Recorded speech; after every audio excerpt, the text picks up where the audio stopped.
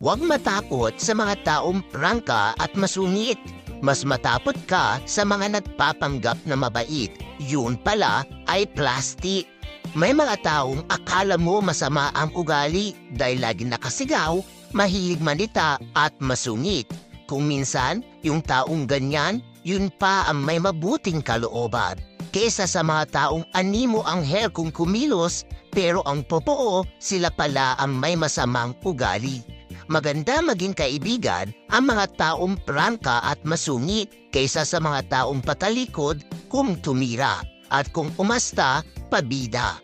Lahat tayo may bad attitude pero hindi ibig sabihin nun masama ka ng tao.